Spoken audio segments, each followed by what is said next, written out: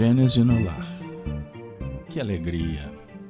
Mais uma vez reunidos nos encontramos na manhã do dia 8/10 de 2020 para recordarmos a passagem de Jesus entre nós,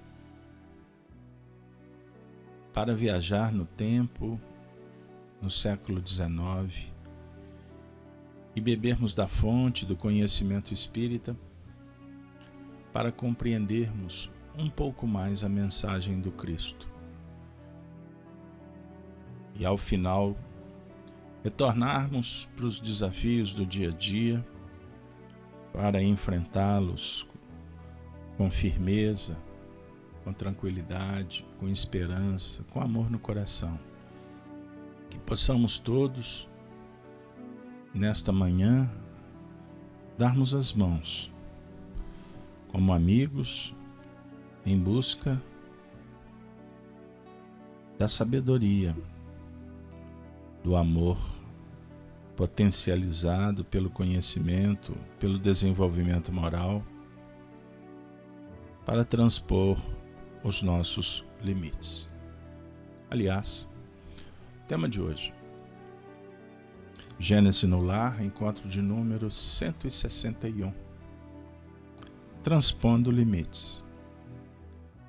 Recordando que o nosso trabalho das manhãs é em busca da oração. A prece, como ensina Allan Kardec, é o orvalho divino que aplaca o calor excessivo das paixões. Filha primogênita da fé, ela nos encaminha para a senda que conduz a Deus. No recolhimento e na solidão, estais com Deus.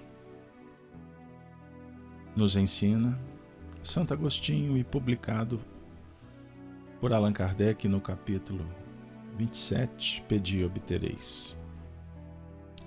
Transpondo limites. Vamos convidá-los para continuar passeando numa aventura muito especial com o Evangelho segundo o Espiritismo, no seu capítulo 4, titulado Nascer de Novo.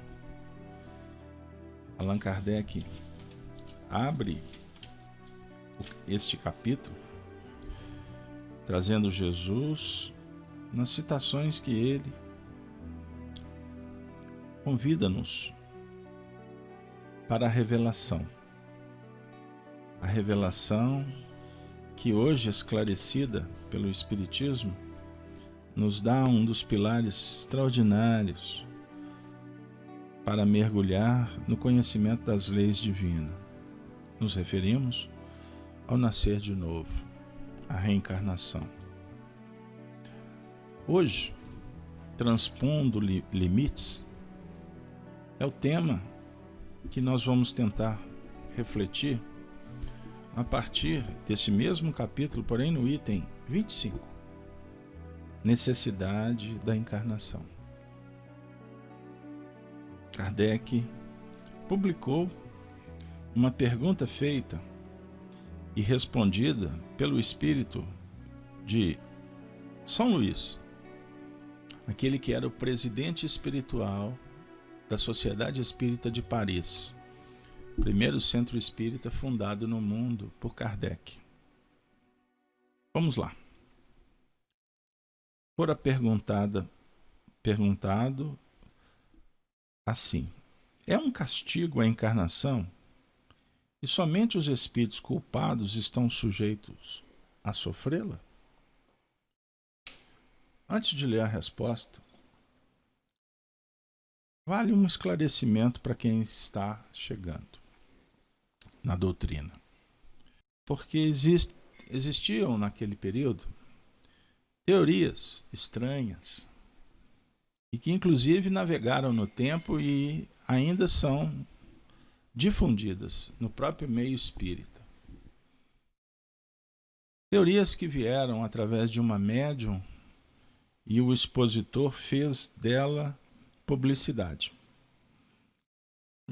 teoria que oferece a ideia de que existem espíritos que foram criados e seguiram os ensinos de Deus, se mantendo no paraíso, ou seja, sem necessidade de reencarnar. Outros se rebelaram e foi apontada a encarnação como uma punição por não terem seguido os ensinamentos.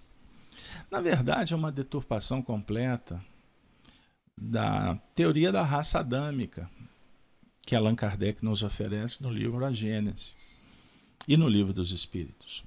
Ou seja, espíritos que vieram de outros mundos para habitar a Terra e aqui traçar um novo período de suas encarnações, de seus desenvolvimentos intelecto-moral.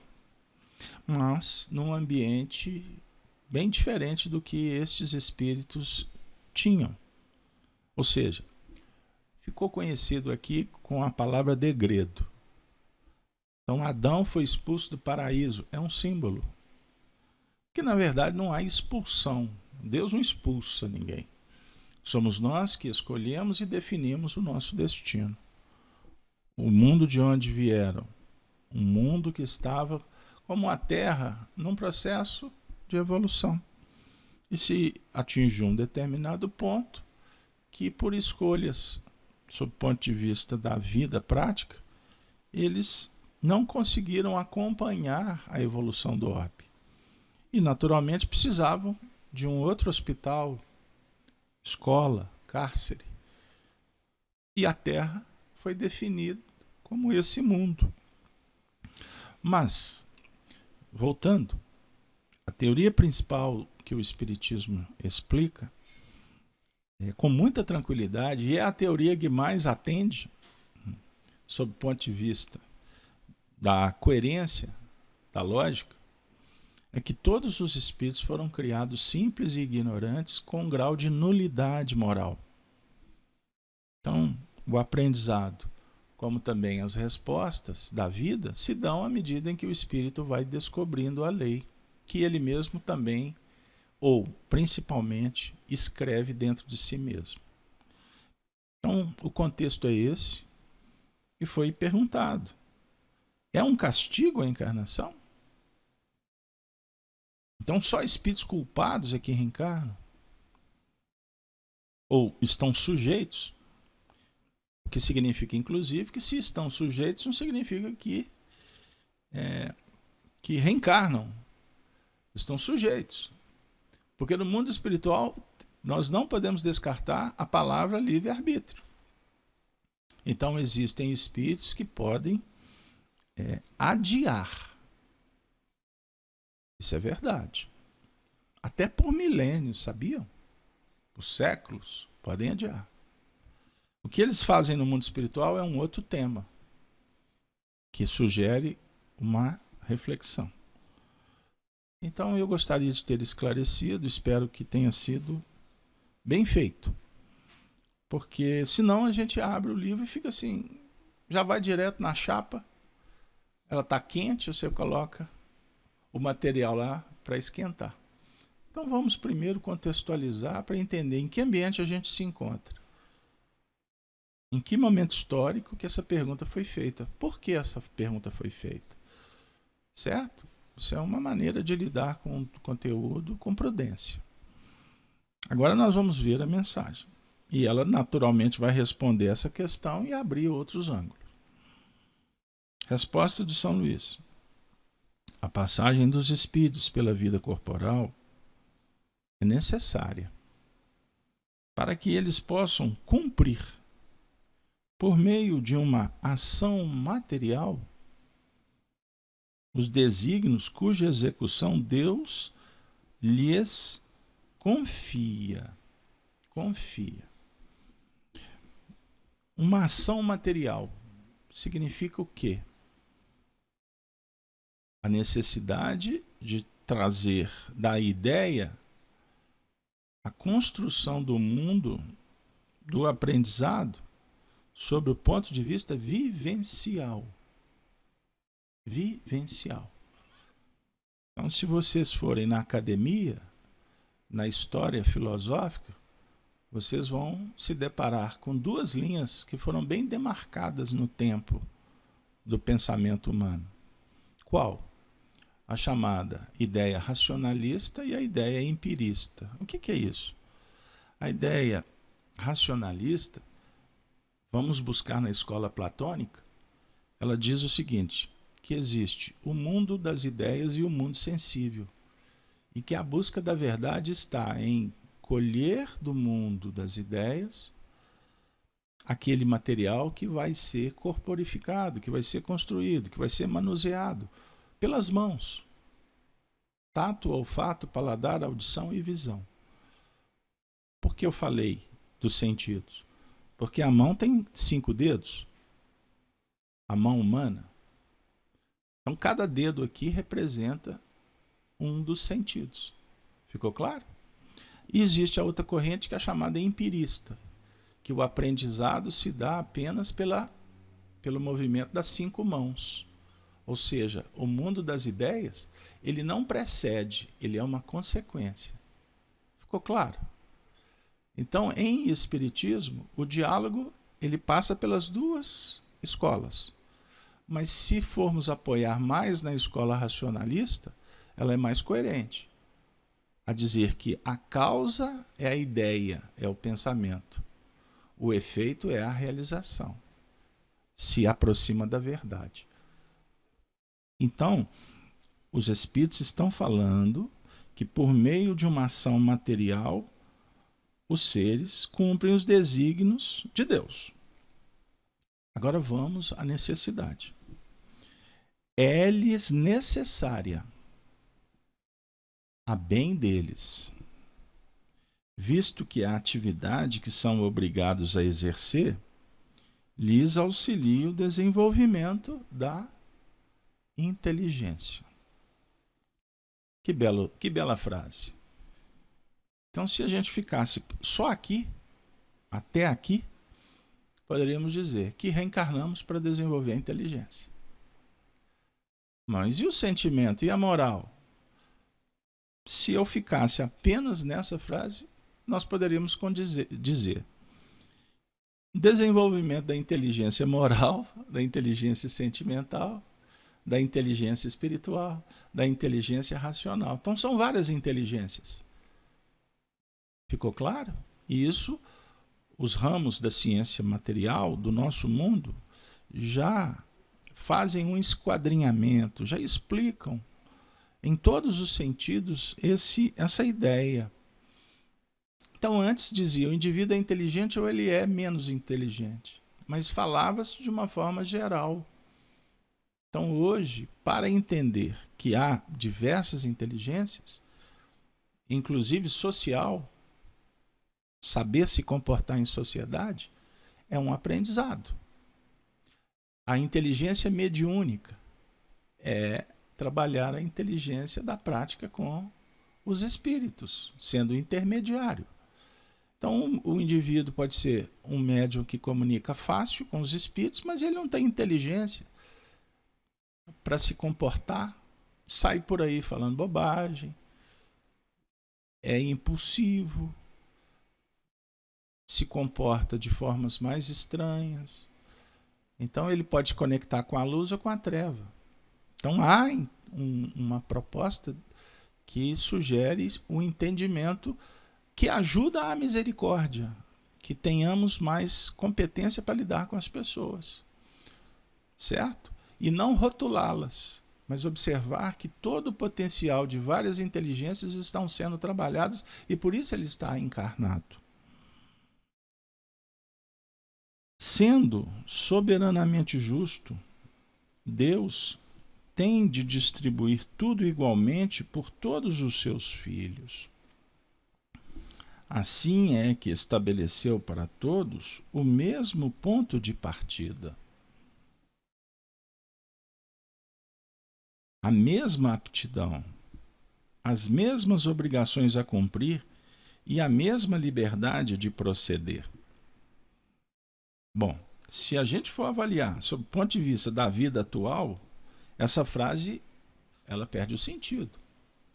Porque está falando aqui que todos partem do mesmo ponto de partida. Sob o ponto de vista biológico, sim. Todos fomos um bebezinho. Todos tivemos uma mãe. Não é? A fonte geradora. Ficou claro? Tivemos um pai biológico. Agora, a mesma aptidão, o que seria aptidão? Física? Todos temos. Mas aí chega as mesmas obrigações a cumprir. Não é verdade, sob o ponto de vista de uma vida só. Certo? E a mesma liberdade de proceder. Bom, se eu for avaliar a liberdade vinculada ao grau de consciência, essa frase também é antidoutrinária.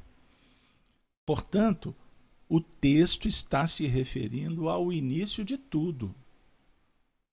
Nós todos fomos criados com as mesmas aptidões, com o germe da perfeição, com a mesma liberdade, naquele grau de um princípio inteligente.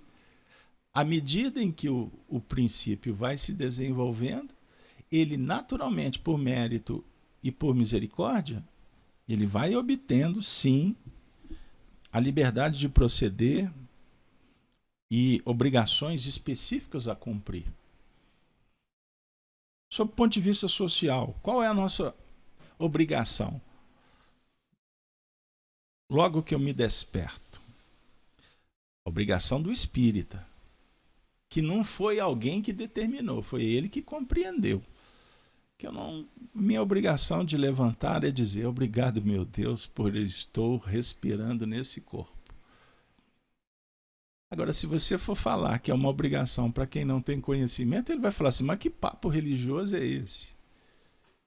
Tem isso não, eu faço se eu quiser. Mas quem tem compreensão, ele agradece o tempo todo a oportunidade de respirar. Porque levantar pela manhã é um ato de consagração. Consagrar é valorizar uma bênção, uma oportunidade. E hoje, com o conhecimento espírita, nós podemos dizer combinada. Reencarnação foi combinada, foi planejada. Então, por que reclamar do frio ou do calor, da família ou do emprego, da falta ou não do dinheiro? Fomos nós que combinamos. Agora, podemos estar descombinando. Aí fica caro. Aqui em Minas eu aprendi com os meus ancestrais que o combinado não é caro. Quando vocês são chamados para uma nova obrigação, e agora é obrigação, Gênesis no lar. Não, Carlos Alberto, eu não tenho como obrigação. É o meu momento mais especial do dia. Quanto mais você ama e compreende o valor, mais se sente obrigado em levá-lo a efeito. Não é uma obrigação sob o ponto de vista de um dever constrangedor. Não, eu estou falando de espontaneidade. Eu estou falando de sentimento, eu estou falando de aquisição. Compreender um pouquinho do que vem a ser a equação do dever? Num primeiro momento pode até ter sido constrangedor.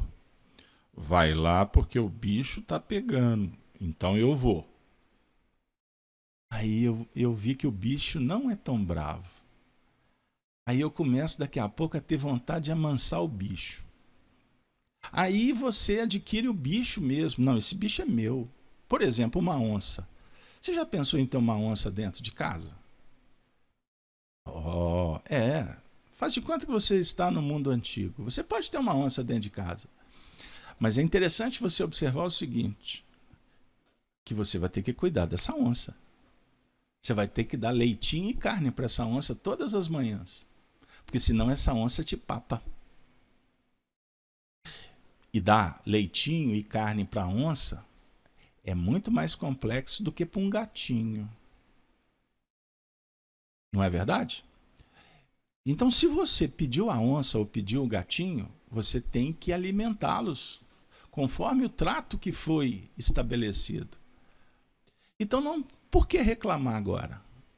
Foi você que pediu a onça. Inclusive se prontificou a domá-la. Por exemplo, os domadores do circo, vocês já viram como eles são experts para colocar a mão até dentro da boca de um leão? Meu Deus, como é possível? Qual foi o preço que eles pagaram? Quantos riscos? Qual o esforço e etc. Até chegar na condição do leão ser amigo do domador. Porque ele o trata com carinho e não com ferocidade. Pegaram aí a ideia? Portanto, qualquer privilégio seria uma preferência, uma injustiça. Mas a encarnação para todos os espíritos é um estado transitório. Não é definitivo. Ter a onça é transitório. Ter o gatinho é transitório. Os desafios são passageiros. Pense nisso. É uma tarefa que Deus lhes impõe quando iniciam a vida como primeira experiência do uso que farão do livre-arbítrio. Os que desempenham com zelo essa tarefa transpõem rapidamente e menos penosamente os primeiros graus da iniciação e mais cedo gozam do fruto de seus labores. Os que, ao contrário, usam mal da liberdade que Deus lhes concede, retardam a sua marcha. E tal, seja a obstinação que demonstrem, podem prolongar indefinidamente a necessidade da reencarnação. E é quando se torna um castigo.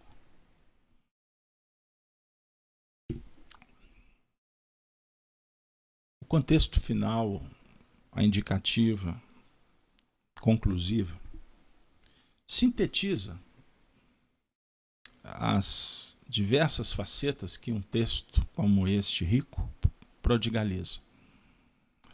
Nosso tempo não permite que divaguemos tanto, porque o nosso instante é da oração.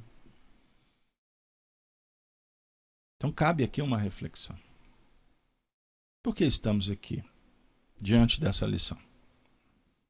Por quê? Para que essa lição nessa manhã?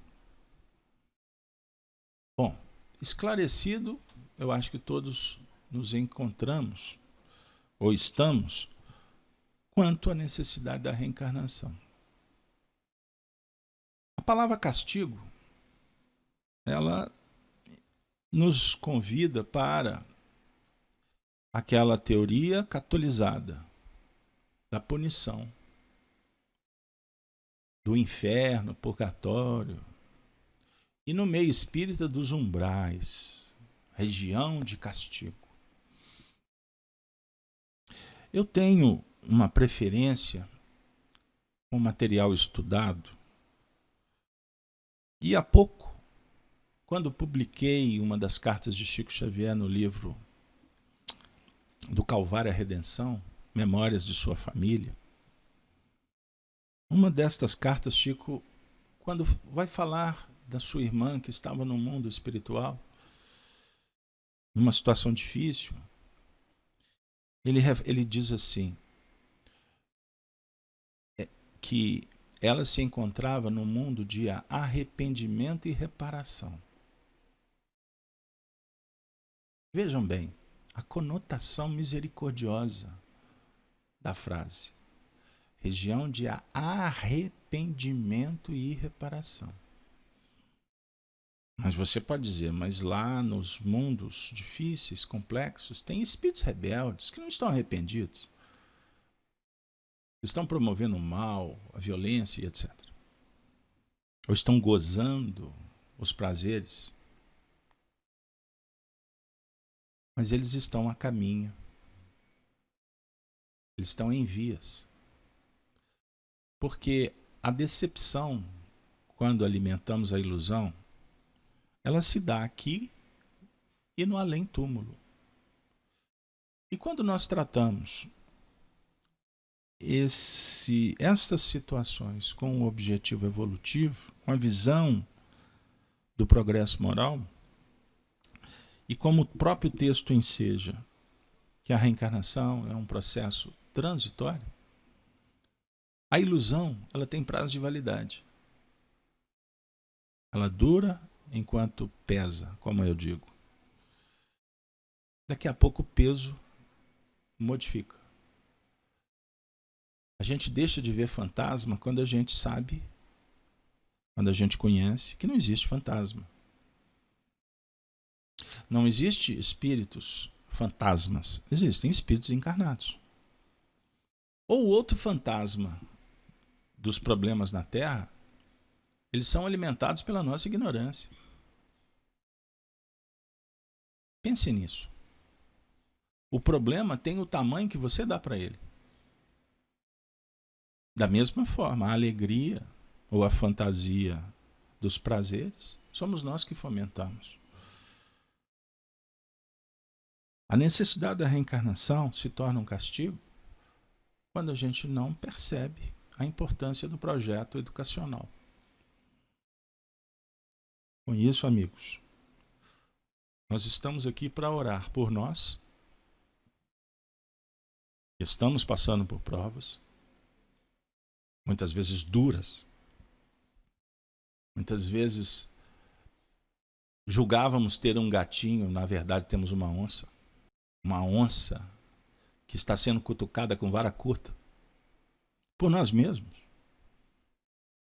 E ficamos instigando, insistindo, tripudiando.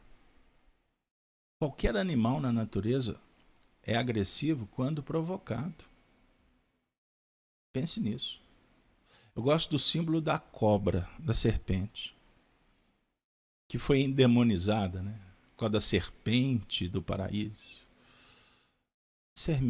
A serpente é um animal como é um coelho, como é um lagarto, como é um crocodilo, como é um leão, uma onça, uma pomba.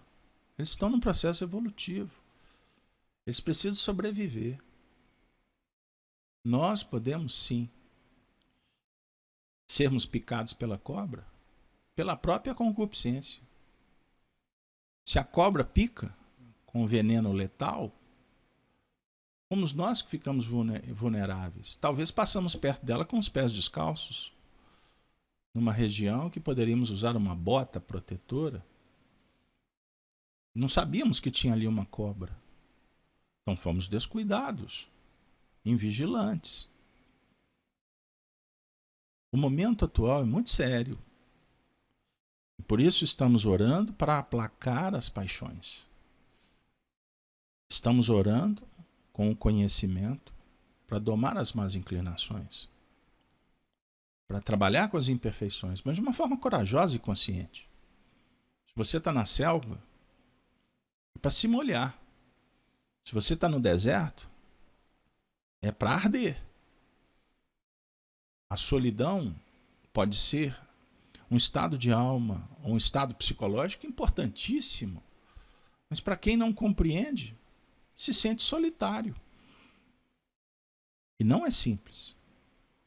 Quem é solidário, jamais é solitário. Então, se você teme estar solitário, seja solidário. Mas a solidão é um dos recursos mais extraordinários para um filósofo. Meditar. Avaliar. E tem muitas pessoas que caminham no meio de milhões e são pessoas que apreciam a solidão.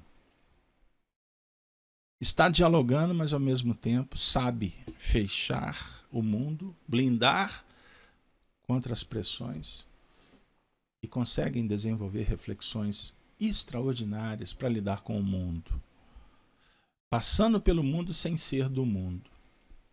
Convivendo com o mundo sem se contaminar. E não é fácil. Não é simples. Hoje eu dialoguei com um companheiro às 6 horas da manhã. Era o horário que ele tinha para ser socorrido. Eu parei tudo. e disse para ele, a partir de uma imagem que ele assistiu, que foi suficiente para julgar no chão. Um videozinho de WhatsApp. Ele ficou o dia inteiro contaminado com aquela ideia fixa. Aí eu disse para ele, e agora? Não, respirei fundo, estou melhor. Disse, pois bem. Então nós vamos desligar o telefone, porque eu tenho outras tarefas. E você vai compreender que quando um vídeo chegar no seu celular, antes de abri-lo, preste atenção em quem mandou. Porque geralmente as fontes irrigam com os seus interesses, com as suas preferências. E se insistir em abrir, abra com os olhos prontos para selecionar. Porque nós estamos sendo chamados o tempo todo para dar testemunhos. É numa mensagem do WhatsApp, é numa rede social, é uma notícia da televisão, um telefonema de um parente, uma conversa no meio de um jantar. Ah, mas então minha vida... Não. Esta reflexão já dá um tom de passionalidade, de sentimentalismo, que é diferente de um sentimento nobre da bondade. Então, quando você entrar no processo do vitimismo, lembre-se, isso é vaidade, isso é orgulho. Nós estamos aqui na Terra para cumprir um mandato. E a nossa oração é em busca da inspiração e do fortalecimento. E não da fuga do que temos que realizar. Jesus nos ensinou dizendo, Pai, livra-nos do mal, mas seja feita a sua vontade, aqui na terra como no céu. Ninguém quer o mal, livra-nos. Mas como você vai se livrar do mal? Trabalhando bem. O mal é a imperfeição? Lute pela perfeição. Mas você vai conviver com a imperfeição porque ela é o roteiro para se buscar a perfeição, para muitos. Compreenderam? Então o mal é necessário e do mal aprendemos com o Espiritismo. No mal se encontra o remédio. E para falar do remédio, nós estamos aqui em busca da aplicação diante das mazelas que precisam de ser curadas. Dentro desse contexto de remédio, alimento, cobertor, abrigo, que todos nós necessitamos, e por isso a família, os amigos, a profissão, a tarefa espírita, o nosso benfeitor Emmanuel, no livro Fonte Viva, tem um texto muito especial e será, sem dúvida, o conselho, se podemos usar essa palavra, ou a dica para a nossa manhã, no que remonta às nossas tarefas. Lição 118. Ele vai falar das tarefas com um texto de Paulo, que já dá o tom da conversa. Não ambicioneis coisas altas, mas acomodai-vos às humildes. Não ambicioneis coisas altas, mas acomodai-vos às humildes, recomenda o apóstolo sensatamente. Muitos aprendizes do Evangelho almejam as grandes realizações de um dia para o outro. A coroa da santidade, o poder da cura, a glória do conhecimento superior, as edificações de grande alcance. Entretanto, aspirar só por si não basta à realização. Tudo nos círculos da natureza obedece ao espírito de sequência. A árvore vitoriosa na colheita passou pela condição de arbusto frágil. A catarata que move poderosas turbinas é um conjunto de fios d'água no nascedouro. imponente é o projeto para a construção de uma casa nobre. No entanto, é indispensável o serviço da picareta e da pá, do tijolo e da pedra, para que a arte e o reconforto se exprimam. Abracemos os deveres humildes, com devoção ao nosso ideal de progresso e triunfo. Por mais árdua e mais simples a nossa obrigação, atendemo-la com amor. A palavra de Paulo é sábia e justa. Por quê? Escalando com firmeza as faixas inferiores do monte, com facilidade lhe conquistamos o cimo. E aceitando de boa vontade as tarefas pequeninas, as grandes tarefas virão espontaneamente ao nosso encontro. Senhor, não lamentamos tanto. Ajuda-nos a agradecer, no entanto, as bênçãos do aceitar, o dom do discernir. Que estas palavras nos inspirem a caminhar confiantes na tua direção, da luz que representa a bondade suprema, a justiça divina, a ciência do amor, a religiosidade da alma, que promove o intercâmbio entre os seres nas mais diversas dimensões e que estabelecem pontes que aproximam os mundos. Senhor, que a luz do Evangelho norteiem as nossas ações, que sejamos dignos pela tarefa que nos confiastes de semear a esperança, a fé, a caridade, a boa vontade. Que os bons espíritos estejam conosco, garantindo que a conexão